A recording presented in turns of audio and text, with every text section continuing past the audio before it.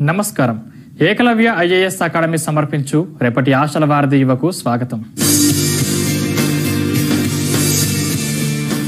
Engineering చదువులు అంటేనే నవీన ఆవిష్కరణలకి వేదిక. ఈ వేదికను ఉపయోగించుకుని ఓ యువకుడు వినూత్న ఆలోచనలకి శ్రీకారం చుట్టాడు. దివ్యాంగుడైన తన స్నేహితుడు పరీక్ష రాసేందుకు పడుతున్న ఇబ్బందులు చూసి చలించి పరిష్కారం కోసం ఓ పరికరం తయారు చేయాలనుకున్నాడు. తనే ఇంజనీరింగ్ విద్యార్థి ప్రణయ్. ఉపాధ్యాయులు, తోటి విద్యార్థుల సహాయంతో పరీక్ష రాసే యంత్రాన్ని రూపొందించాడు. అంతేనా, హ్యాకథాన్లో ఆ పరికరాన్ని ప్రదర్శించి ప్రథమ బహుమతి సైతం అందుకున్నారు ఈ ఇంజనీరింగ్ విద్యార్థులు.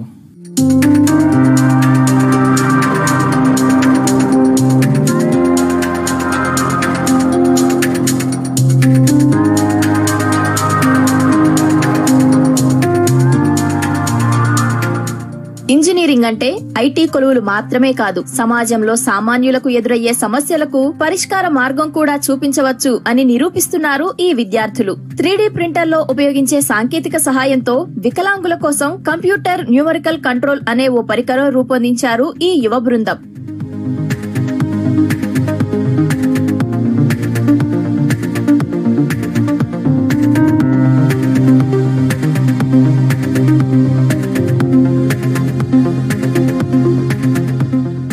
ఇక్కడ కనిపిస్తున్న ఈ యువకుడు విజయవాడలోని విఆర్ సిద్ధార్థ ఇంజనీరింగ్ కళాశాలలో ఈసీఈ చదువుతున్నాడు. పేరు ప్రణయ్. అదే కళాశాలలో చదువుతున్న తన స్నేహితుడు దివ్యాంగుడు కావటంతో పరీక్ష రాసేందుకు సమస్య ఎదుర్కొన్నాడు. అది గమనించి మిత్రులతో కలిసి పరిష్కారంగా ఓ పరికరం తయారు చేయాలని నిర్ణయించుకున్నాడు ప్రణయ్.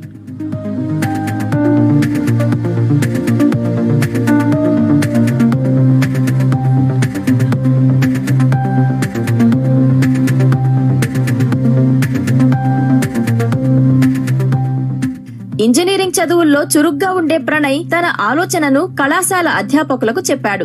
అదే సమయంలో కళాశాలలో జరుగుతున్న 3D ప్రింటర్ ల్యాబ్ శిక్షణ ఈ యువకుడికి కలిసి వచ్చింది. 3D సాంకేతిక పరిజ్ఞానం సహాయంతో తోటి విద్యార్థులతో కలిసి పరిశోధన ప్రారంభించాడు. 2 ఏళ్లు కష్టపడి అధ్యాపకుల పర్యవేక్షణలో స్క్రైబర్ పరికరం తయారు చేశారు. మా క్లాస్లో ఒక ఫ్రెండ్ హ్యాండిక్యాప్డ్ పీపుల్, అంటే దానికి చేతులు ఉండవన్నమాట. సో అతను ఏంటంటే మేమందరం ఒకసారి ఎగ్జామ్ రాస్తే తనకు సపరేట్గా పెట్టేవాళ్ళు. అప్పుడు మేము నార్మల్గా ఇలాంటి మినీ ప్రాజెక్ట్, ఎపిక్స్ ప్రాజెక్ట్ అని మా కాలేజీలో పెడతారు. అంటే 3-2లో ఎపిక్స్ చేయాలి. సో దానికని మేము ముందు నుంచే చేస్తాం మొదలెట్టాం. సో నార్మల్గా ఇలాంటి వాళ్ళకి ఏదో ఒకటి చేయాలనిపించి అప్పుడే మాకు 3D ప్రింటర్ అనేది ఇంట్రడ్యూస్ చేశారు మా ల్యాబ్స్లో. సో అదేంటంటే 3D access. So 3D images అనేవి దాంతో చేయగలం. అలానే ఇది రాయటమే కాబట్టి 2D సరిపోతుంది, అంటే XY యాక్సెస్ సరిపోతాయి అని మాకు ఒక ఐడియా వచ్చి దాని రిఫరెన్స్గా తీసుకుని మేము ఒక ప్రోటోటైప్ అనేది ఇంప్లిమెంట్ చేసాము. విద్యార్థులు వారి ప్రతిభా నైపుణ్యాలతో కనిపెట్టిన స్క్రైబర్ పరికరాన్ని ఈ ఏడాది జరిగిన హ్యాకథాన్ లో ప్రదర్శించాలనుకున్నారు. అందుకు మొదట రాష్ట్ర స్థాయి పోటీల్లో ప్రదర్శించి సత్తా చాటడంతో జాతీయ స్థాయి పోటీలకి ఎంపికయ్యారు. అలా ఉత్తరాఖండ్ లోని రూర్కీ ఐఐటీలో జరిగిన జాతీయ స్థాయి ఫైనల్స్ లో ఈ బృందం పాల్గొంది. 5 రోజుల పాటు సాంకేతిక నిపుణుల పర్యవేక్షణలో జరిగిన స్మార్ట్ ఎడ్యుకేషన్ పోటీల్లో మొదటి బహుమతి అందుకున్నారు.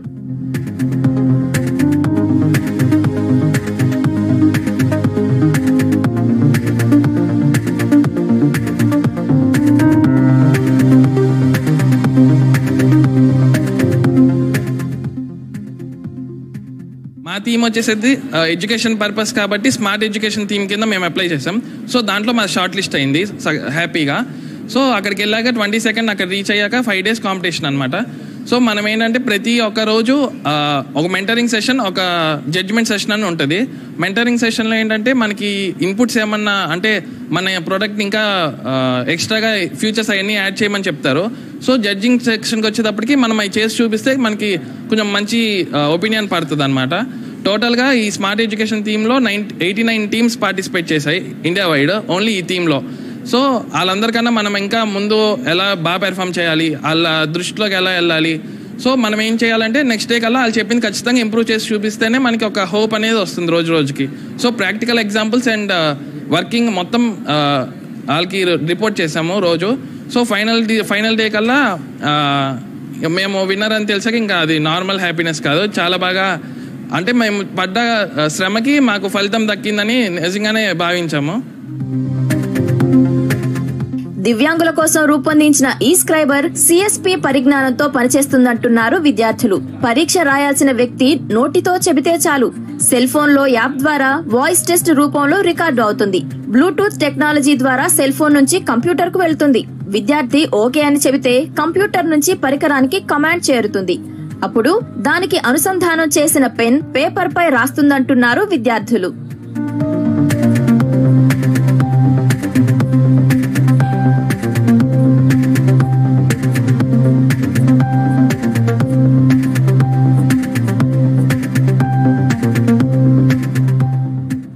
సాంకేతికతలో ఉన్న ఎక్స్, వై యాక్సిస్ లు ఉపయోగించి విద్యార్థులు రూపొందించిన ఈ నవీన ఆవిష్కరణపై కళాశాల అధ్యాపకులు, ప్రిన్సిపల్ హర్షం వ్యక్తం చేస్తున్నారు. పిల్లలు సెకండ్ ఇయర్లో మా దగ్గరికి అప్రోచ్ అయ్యారండి. ఏదైనా epics project, society related project తీసుకుని వర్క్ చేయడానికి ఏదైనా ఐడియా కావాలి అని చెప్పి. సో మేము యాజ్ ఏ ఇన్విజిలేటర్స్గా, యాజ్ ఏ అసిస్టెంట్ ప్రొఫెసర్ ఇన్విజిలేషన్స్లో మేము చాలాసార్లు స్క్రైబ్ను అరేంజ్ చేస్తూ ఉంటాం అన్నమాట ఫిజికల్లీ డిజేబుల్డ్ పీపుల్కి. సో ఒక్కొక్కసారి ఏమవుతుందంటే ఆ స్క్రైబ్ ఆ ముందు రోజు తన పర్సనల్ ఇష్యూస్ వల్ల రాలేకపోతాడు.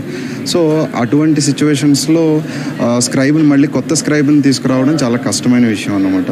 సో ఈ ప్రాబ్లమ్ని స్టూడెంట్స్కి సజెస్ట్ చేయడం జరిగింది. సో ఇట్లా మనం ఏదైనా ఒక ఆటోమేటెడ్ మెషిన్ని ఇన్స్టెడ్ ఆఫ్ స్క్రైబ్ మనం అరేంజ్ చేస్తే బాగుంటుంది అనేసి.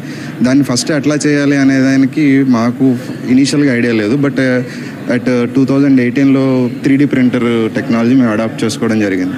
So from the 3D printer technology మాకు ఒక ఐడియా వచ్చిందంటే X axis, Y axis, Z యాక్సిస్లో మనం కూడా పెన్ను కనుక మూవ్ చేయగలిగితే so we can print on the paper అనేసి. So after that idea we have lot of brainstorming sessions. అసలు ఏం కాంపోనెంట్స్ కావాలి, దానికి ఎట్లా చేయాలి అనేది. సో ఈ విషయంలో మా హెచ్ఓడి సార్ కానీ, ప్రిన్సిపల్ సార్ కానీ మాకు ఎక్కడ ఫైనాన్షియల్ సపోర్ట్ దగ్గర కానీ ఏ విషయంలో కూడా లోటుపాటు చేయలేదన్నమాట. విద్యార్థులు వినూత్నంగా ఆలోచించే అవకాశాన్ని మేము మా కరికులంలోకి తీసుకురావడం జరిగిందండి. ఆ ప్రాబ్లమ్ని ఎలా దాని solution in the form of product కానీ, సాఫ్ట్వేర్ కానీ, డిజైన్ కానీ తీసుకురావడానికి ప్రయత్నం చేసే అవకాశాన్ని కలిగించి దానికి తగ్గ ఫైనాన్షియల్ సపోర్ట్ కూడా మేము ఇస్తున్నాం. మా విద్యార్థులందరూ వాళ్ళ సొంత ఐడియాస్ని చిన్న చిన్న ప్రొడక్ట్లుగా తయారు చేసి ఎగ్జిబిట్ చేసి మేము కాంపిటీషన్ కూడా పెడతాం. ఆ కాంపిటీషన్లో బయట కాలేజ్ స్టూడెంట్స్ కూడా పార్టిసిపేట్ చేసి ఎవరు ఇన్నోవేషన్ బాగుంటే వాళ్ళకి ప్రైజులు కూడా ఇవ్వడం జరుగుతుంది. ఈ రకమైనటువంటి ఇన్నోవేషన్ ఎకో సిస్టమ్ అనేది వెరీ వెరీ ఇంపార్టెంట్.